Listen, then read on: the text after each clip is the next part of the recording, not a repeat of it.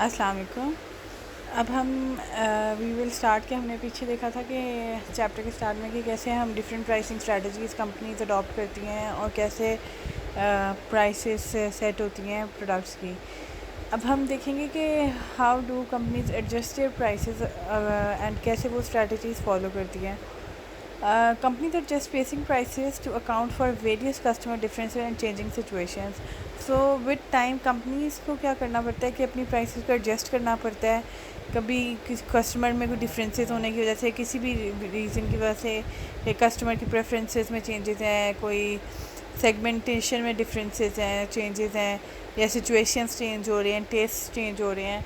तो ये 7 फैक्टर्स हैं। सबसे पहले discount and allowance prices, segmented pricing, psychological pricing, promotional pricing, geographical pricing and dynamic pricing, and last international pricing. अभी हम इनको डिटेल में पढ़ते हैं। सबसे पहले डिस्काउंट एंड अलाउंस प्राइसिंग। ये सारी जो ये स्ट्रैटेजीज़ हैं, ये जितने भी हम चीज़ें भी पढ़ रहे हैं और पढ़ चुके हैं, ये हमारी रोज़मर्रा की चीज़ें हैं, इसमें ऐसी कोई मुश्किल चीज़ नहीं है। तो सबसे पहले डिस्काउंट एंड अलाउंस प्राइसिंग, इससे हम सारे बहुत अच्छे से मतलब कि वाकिफ़ हैं।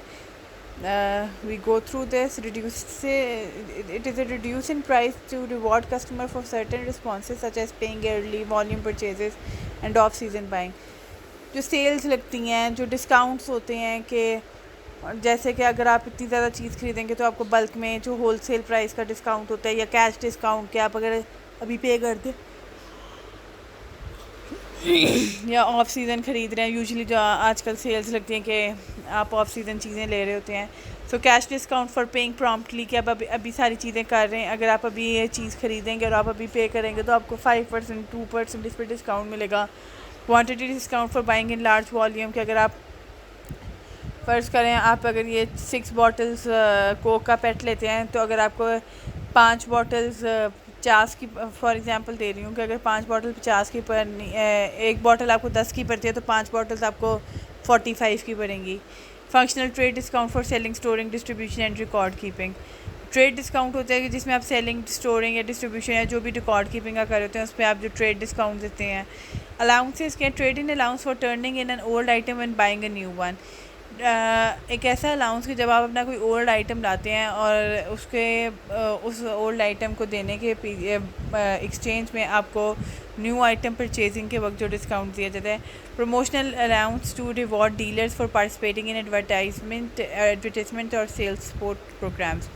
प्रमोशनल अलाउंसेस जो आप अपने डीलर्स को देते हैं, जो आपकी एडवर्टाइजमेंट्स में, सेल्स में, सपोर्ट प्रोग्राम्स में जो आपको सपोर्ट करते हैं, आपको आपके साथ काम करते हैं, आप उनको जो reward as a reward allowance देते हैं। Then comes the segmented pricing. Segmented pricing क्या होती है कि जो कंपनीज़ हैं वो क्या करती हैं कि एक प्रोडक्ट को या दो प्रोडक्ट को सेम ही प्रोडक्ट में प्राइसेस डिफरेंस रखती हैं on different segmentation. It's used when a company sells the product at 2 or more prices, even though the differences is not based on cost. Cost पे difference नहीं आता, segmentation में आता है. Adjust basic prices to allow for differences in customers, products and locations. कि इन basis पे customers पे, products के लोकेशन की बेसिस पे प्राइसेस को एडजस्ट करना. Airlines, hotels and restaurants, revenue management और यील्ड मैनेजमेंट. अब यूजुअली एयरलाइंस देती हैं कि जब बच्चे जो पर्टिकुलर एज के बच्चे के लिए आप कह लें कि आपको 50% ऑफ हो जाएगा, या इकोनॉमी क्लास आपने मतलब कि आप ट्रैवल ही कर रहे हैं ना, लेकिन आपको इकोनॉमी क्लास में और आपको चार्ज किया जाएगा, बिजनेस क्लास में और चार्ज किया जाएगा. म्यूज़ियम हो गया, 1 से 5 साल के बच्चों की फ्री है एंट्री, 5 से 10 इयर्स के बच्चों की 50% और उससे अडल्ट की फ्री है, फ्री कह रही हूँ फुल प्राइस है. और फिर या सीनियर सिटीजन्स को इतने % off etcetera. To be effective market must be segmentable. Segments must show different degrees of demand. Watching the market cannot exceed the extra revenue obtained from the price difference. Must be legal. तो अब सबसे पहले अगर इसको effective बनाना है segmented pricing को, तो सबसे पहले कि मार्केट में सेगमेंटेशन की चांसेस हों, सेगमेंट जो है वो डिमांड शो कर रहे हो कि अगर आपकी प्राइसेस आप चेंज करें तो वो परचेजिंग होगी उसकी कि और आपकी ये चीज़ लीगल हो। यूजुअली अगर आप देखें कपड़ों के ब्रांड्स में बच्चों के यूजुअली जैसे हॉपस्कॉच हो गए, मिनी माइनर्स हो गया, ये क्या करते हैं कि जैसे जैसे एज बढ़ती जाती है वैसे वैसे प्राइसेस इंक्रीज़ होती हैं। तो ये क्या सेगमेंटेशन है। अब ये मज़ीद इन्होंने सेगमेंटेशन को किया हुआ है। सॉरी, सबसे पहले कस्टमर सेगमेंटेड प्राइसिंग इस व्हेन डिफरेंट कस्टमर्स पे for different prices for the same product और सर्विसेज। कि जब जो कस्टमर है वो डिफरेंट प्राइसेस दे रहे हैं सेम प्रोडक्ट ले, जैसे मैंने आपको भी हॉपस्कॉच मिनी माइनर्स से बताया।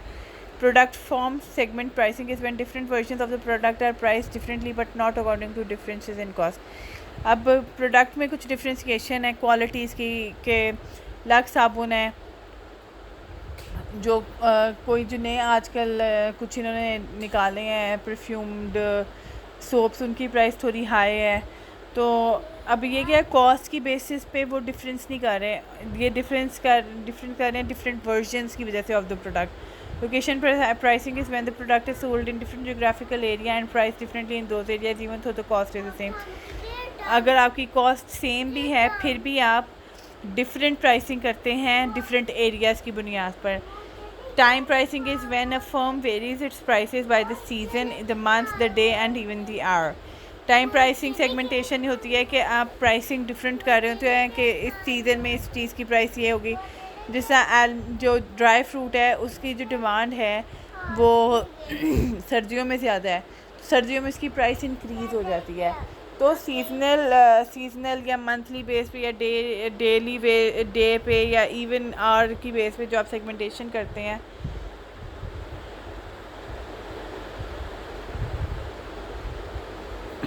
फिर साइकोलॉजिकल प्राइसिंग हो जाती है। इसमें क्या होता है आपकी साइकोलॉजी के साथ खेला जा रहा होता है, आपकी साइकी को किया जाता है। जैसे आप पास बात देखेंगे 999 रुपये की कोई चीज़ मिल रही है, अब आपको वो लगता है कि 1000 की तो नहीं, 999 की ले लेते हैं या एक के साथ एक फ्री। या यूजुअली ऐसे होता है कि ये मेरी अम्मा के साथ भी होता है, एवरीडे का वो जो एक भरा सा पैक है 750 या 800 का था, उससे एक कप फ्री। मेरी अम्मी वो कप के पीछे उन्होंने 6 ले लिए। तो ये usually they try to play with the psyche of the customer, of the consumer, अगर when seller considers the psychology of prices and not simply the economics. Reference pricing are price that buyers carry in their mind and refer to when looking at a given product. Noting the current pricing, remembering past pricing, assessing the buying situation. अब ये सारी situations ऐसा इसमें basically आप psyche समझ के अपने customer की, कंज्यूमर की, उनकी साइकी के साथ प्ले करने की कोशिश है, and you try to sell your product. Promotional pricing, ये तो सबको पता है। प्रमोशनल प्राइसिंग क्या होती है कि आप अब कोई प्रमोशन लगा के अपनी चीज़ बेचने की कोशिश करते हैं। साइकी की मुझे वो साइकोलॉजिकल प्राइसिंग क्या मुझे बाद में याद आई है, जिससे आप यूजुअली आजकल होता है जब सेल लगती है 50 इतना भरा करके लिखा होता है और साइड में छोटा सा अप टू लिखा होता है। तो ये क्या है, they are trying to play with your psyche कि आप 50 देख के अट्रैक्ट तो हो गए ना, अप टू भी आपका ध्यान नहीं जाता।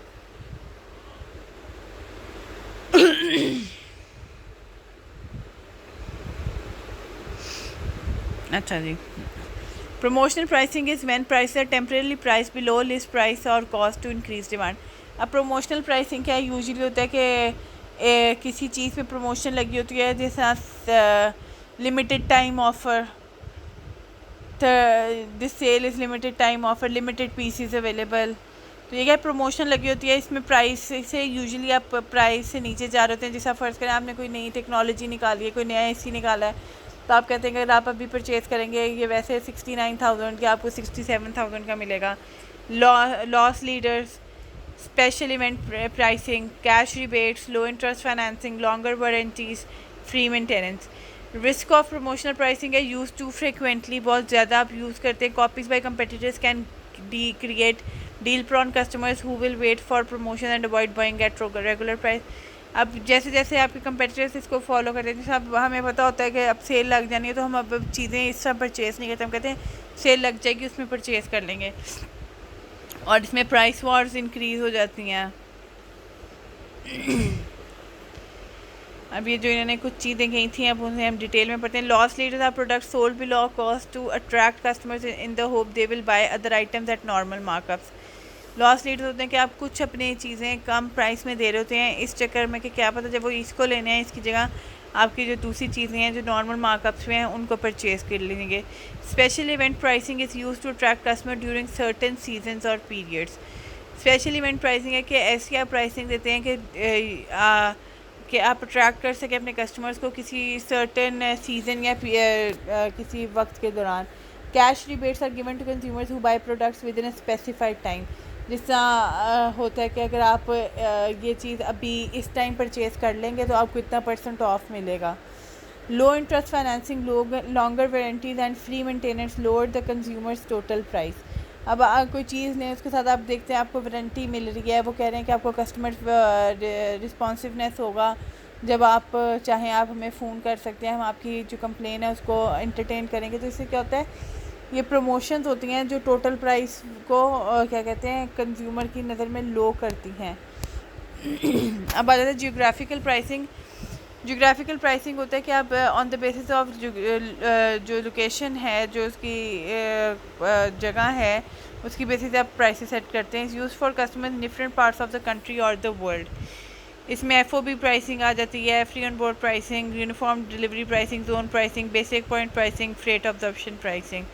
Now starting of with free on board pricing means that the goods are placed free on board a carrier.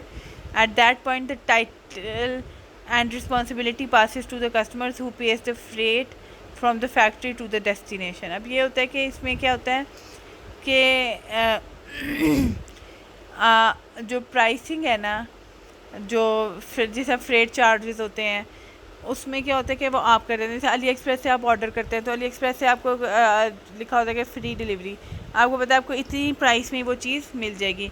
Uniform delivery pricing pricing होती है कि जो भी जगह पे है उसके कोई चार्जेस एक्स्ट्रा नहीं होंगे. अगर वो चीज़ फ़र्ज़ करें लाहौर में इतने के तो इस्लामाबाद में भी उतने की ही मिलेगी. Means the company charges the same price plus freight to all customers regardless of location.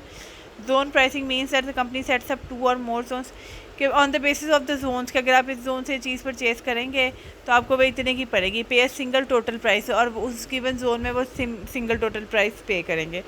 Basic point pricing means that a seller selects a given city as basic point and charges all customers the freight cost associated from that city to customer location regardless of the city from which the goods are actually shipped.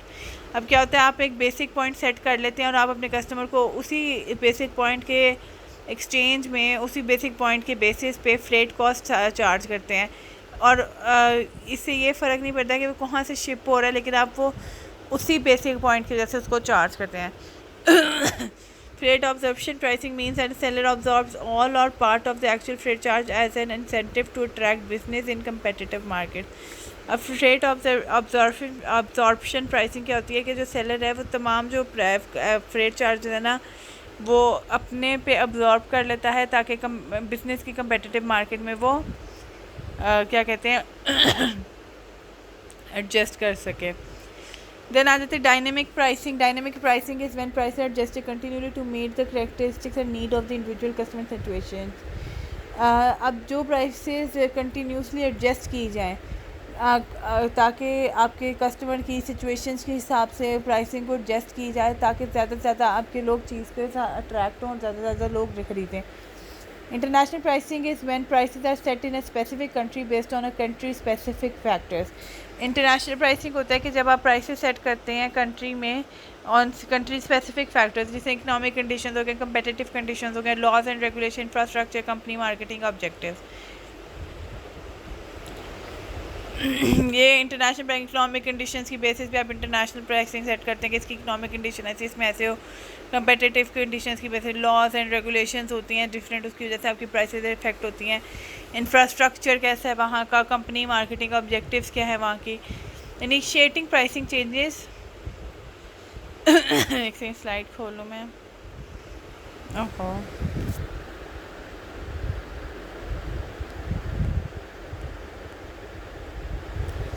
सबसे पहले initiating pricing changes में आ जाता है. सबसे पहले price cuts is a reduction in selling price.